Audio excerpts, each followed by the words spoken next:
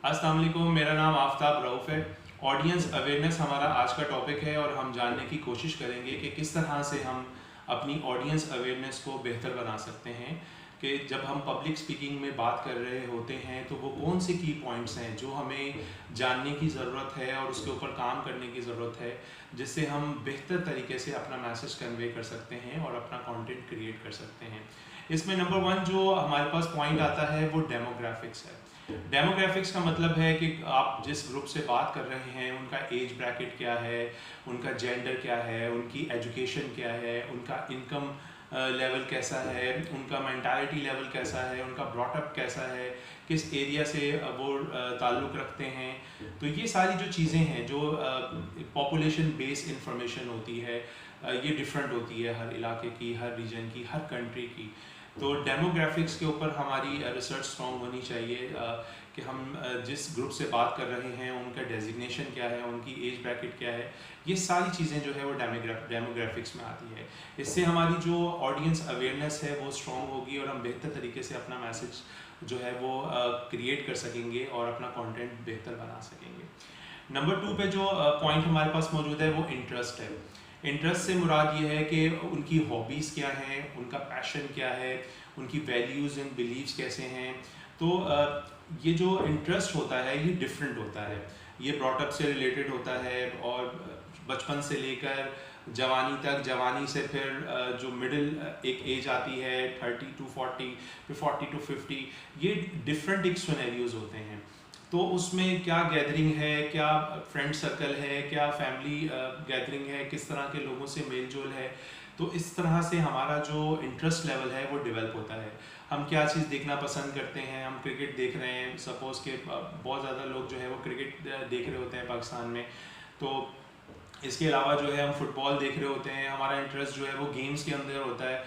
कुछ का physical games में होता है, कुछ का जो है वो ऑनलाइन गेम्स में इंटरेस्ट होता है। तो इंटरेस्ट जो है वो डिफ़ाइन करते हैं आपके बिहेवियर को, आपकी मेंटालिटी को, और ये बेस्ड ऑन रिसर्च होता है और ये इंफॉर्मेशन जो है गैदर की जाती हैं, प्रिपेयर की जाती हैं।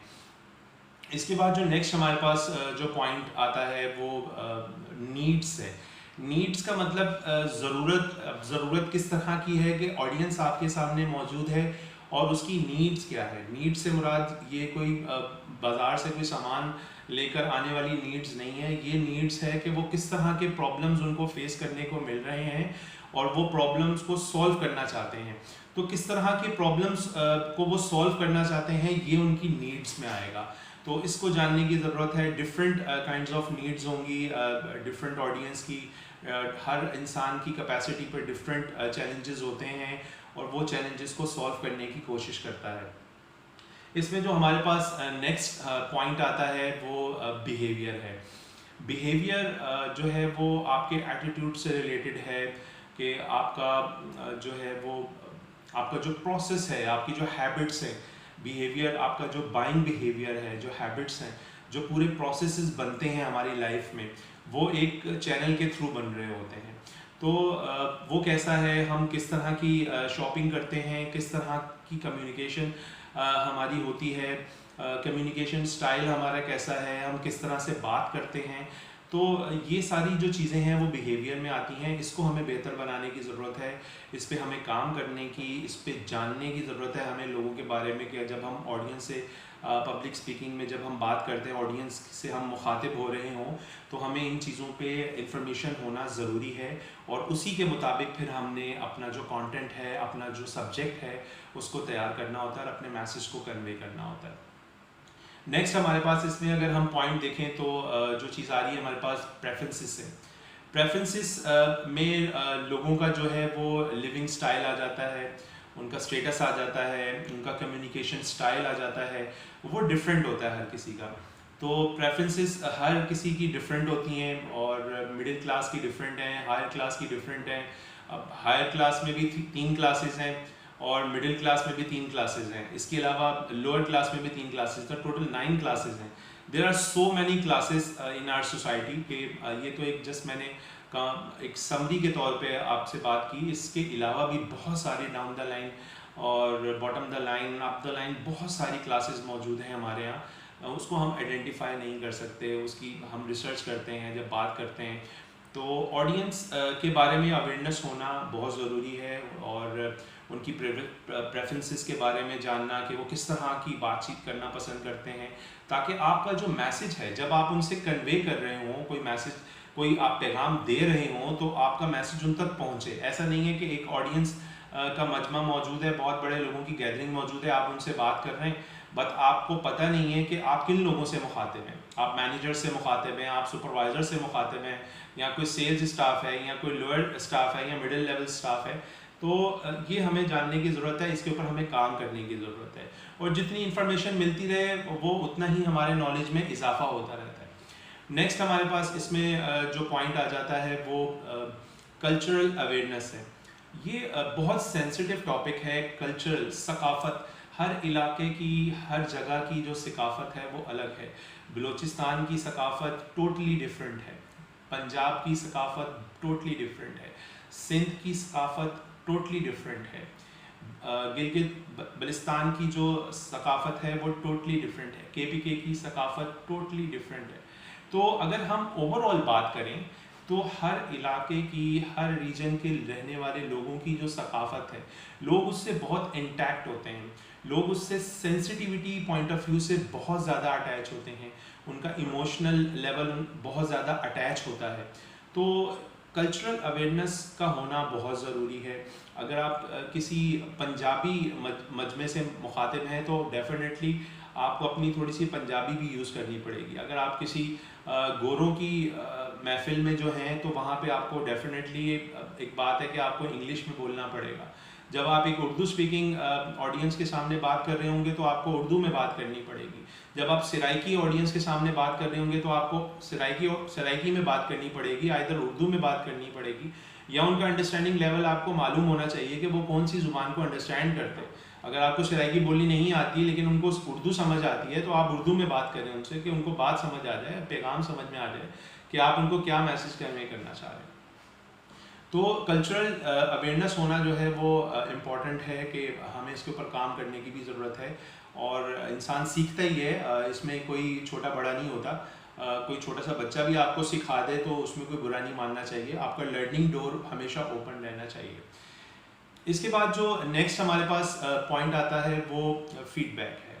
फीडबैक इस तरह का है कि स्पीकर जब बात कर रहा हो तो वो ऑडियंस के साथ कनेक्ट हो, उनके व्यूज़ को जो है इनकॉर्पोरेट करे, उनके व्यूज़ की जो है वो रिस्पेक्ट रखे, और ऑडियंस को भी चाहिए कि अच्छा फीडबैक दें, और अगर कोई ऐसी बात उनको नहीं पसंद आ रही है तो उसका भी एक तरीका होता है बात करने का, कि किस तरह से फीडबैक दिया जाता है। अगर आपको एक चीज़ पसंद नहीं आ रही है तो उसको बताने का भी एक महज़्ज़ब तरीका होता है, एक अच्छे अंदाज में जो है उस चीज़ को बताया जा सकता है।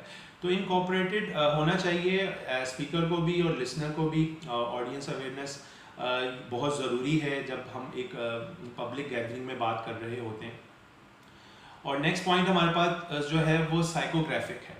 साइकोग्राफिक बहुत इम्पॉर्टेंट पॉइंट है कि आप जिस ऑडियंस से मुखातिब हैं उनकी पर्सनालिटी कैसी है, वो किस तरह के रहन सहन में रहने वाले हैं, उनकी पर्सनालिटी की खसूसियात कैसी हैं, वो किस तरह की लिबास पहनना पसंद करते हैं, और किस तरह का उनका रहन सहन है, किस तरह के लोगों से मेल जोल है। तो उनकी जो खसूसियात हैं, जो कुछ गॉड गिफ्टेड होती हैं, कुछ पे काम करके उनको बेहतर बनाया जाता है, तो वो साइकोग्राफिक्स के अंदर आता है, और इसके ऊपर भी हमें काम करने की ज़रूरत है, और इसको जानने की ज़रूरत है, अपनी इस स्किल को बेहतर बनाने की ज़रूरत है। इसके बाद जो नेक्स्ट पॉइंट है हमारे पास वो वैल्यूज़ एंड बिलीव्स है। देखिए, वैल्यूज़ और बिलीव्स का ताल्लुक जो है वो डिसीजन मेकिंग से होता है। किसी भी इलाके में जो लोग मौजूद होते हैं, रहते हैं, उनके वैल्यूज़ और बिलीव्स, जो उनका अकीदा होता है, जो उनके उसूल होते हैं, जो आबाओ अजदाद से चले हुए आते हैं, वो उन चीज़ों को बहुत मानते हैं, फॉलो करते हैं। तो वो किसी की दूसरी राय लेना पसंद नहीं करते उसके बारे में। उसकी बेसिस के ऊपर वो अपनी लाइफ के डिसीजन करते हैं, वो अपने रोज़मर्रा के डिसीजन करते हैं, वो अपने बिजनेसेस के जो डिसीजन हैं वो करते हैं।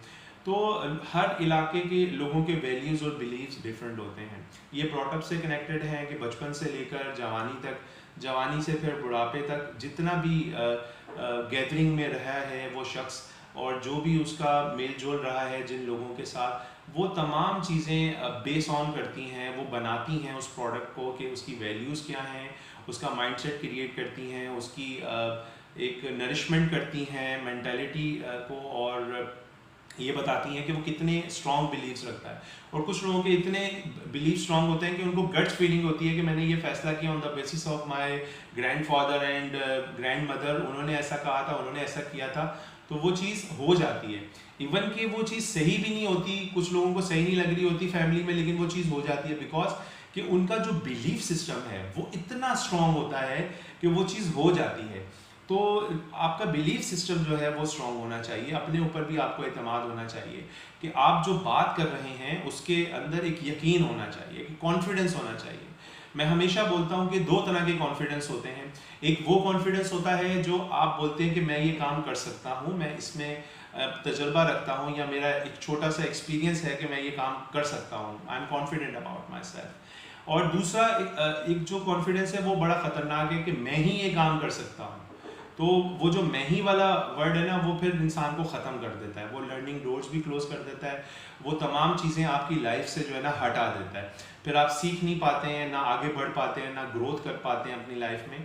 तो ये सारी चीज़ें जो भी हमने डिस्कस की, ये ऑडियंस अवेयरनेस के पॉइंट ऑफ व्यू से थी। Sorry my words are fumble, I am extremely apologise for that. अच्छा ना, नेक्स्ट इसमें जो पॉइंट हमारे पास आता है वो हम देखें तो लास्ट पॉइंट हम उसको कंसिडर कर सकते हैं, वो एम्पैथी कहलाता है। अच्छा, एम्पैथी का जो वर्ड है वो हमदर्दी कहलाता है, और इसमें जो इमोशंस हैं, जो ऑडियंस की इमोशंस हैं, वो ट्रांसलेट करने होते हैं स्पीकर ने। वो जब बात कर रहा होता है ऑडियंस से, तो उसकी जो ट्रांसलेशन है वो करनी होती है कि वो किस तरह से कम्युनिकेट करता है ऑडियंस के साथ, किस तरह से कनेक्ट करता है, उनके इमोशंस को एक्सप्रेस करता है, उनकी फीलिंग्स को अपने अल्फाज के ज़रिए। तो ये सारी चीज़ें जनाब ऑडियंस अवेयरनेस में आती हैं। होपफुली ये सेशन आपको पसंद आया होगा ऑडियंस अवेयरनेस के हवाले से, और आप कोशिश करें कि आपके इर्द गिर्द में जिन लोगों को कम्युनिकेशन की ज़रूरत है, अगर आप समझते हैं, तो आप ये वीडियोस जो हैं उनको सजेस्ट कर दें, ताकि आपके एक छोटे से शेयर करने से उनकी लर्निंग इन्हेंस हो जाएगी और वो अपनी लर्निंग से फिर अर्निंग की तरफ चले जाएंगे। तो thank you so much for watching. Video आपको अच्छी लगी हो तो आप लाइक भी ज़रूर कर लें और चैनल सब्सक्राइब कर लेंगे, तो इससे फ़ायदा ये होगा कि जो भी अपडेट आती रहेंगी वो आपको मिलती रहेंगी। अपना बहुत सारा ख्याल रखें। अस्सलाम वालेकुम।